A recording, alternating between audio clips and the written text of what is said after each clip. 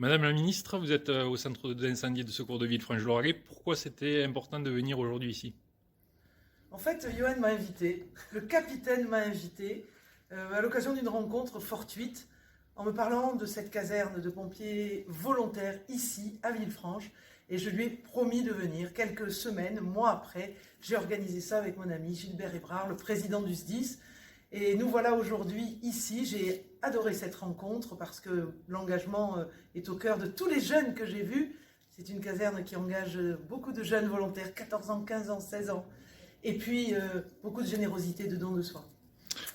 Capitaine Johan Visantin, c'est important d'accueillir une ministre ici?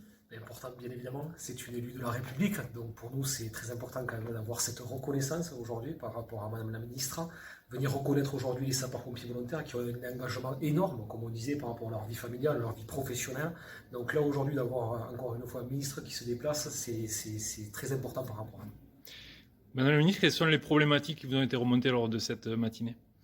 Alors elles ont été principalement de nature. D'abord le logement, l'accès à un logement locatif ou à l'acquisition.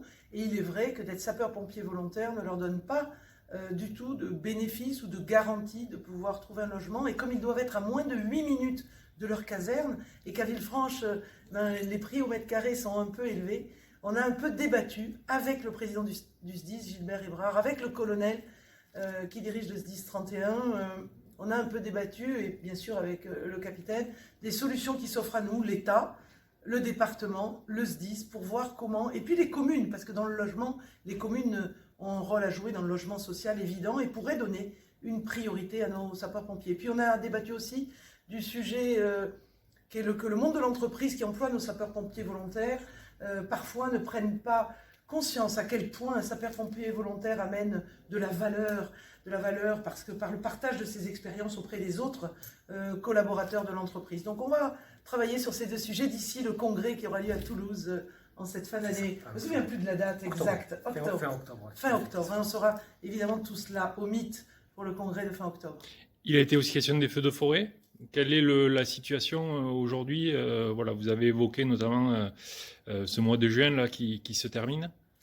Alors on est plutôt satisfait du niveau des nappes phréatiques en France aujourd'hui. Vous avez vu, les feux de forêt montent vers le nord. On a eu des feux de forêt dans l'est de la France récemment, mais depuis le grand feu de forêt qui est allé jusqu'en Espagne et qui est né dans les Pyrénées-Orientales, on n'a pas eu grand-chose. C'était début avril et on s'en félicite. Beaucoup de prévention est faite et puis il a plu. Les nappes phréatiques ont monté.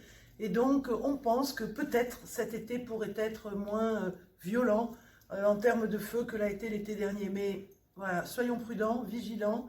Mais voilà l'état un peu de la situation à ce jour. Le centre de secours de Villefranche, lui, il se prépare à cet été. C'est toujours des périodes... Toujours un centre de secours pilote, je vais dire, par rapport au département. Pourquoi? Parce qu'on est quand même proche de l'Aude, de l'arc méditerranéen. Comme je le disais, comme j'ai présenté à la ministre, en fait, les moyens que l'on a à disposition, notre camion citerne de feu de forêt, notre véhicule léger en route, qui sont des moyens aujourd'hui qui nous permettent d'intervenir rapidement.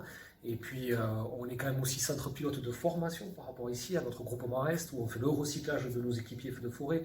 On organise aussi des formations, comme on disait. On a besoin que nos sapeurs-pompiers volontaires soient tous formés au feu de forêt pour permettre d'avoir, dans les interventions comme il y a eu l'année dernière, quand même beaucoup de moyens qui puissent se déplacer et être nombreux à pouvoir réaliser ça sans neiger et avoir une méthode, bien sûr, encore une fois, appliquée.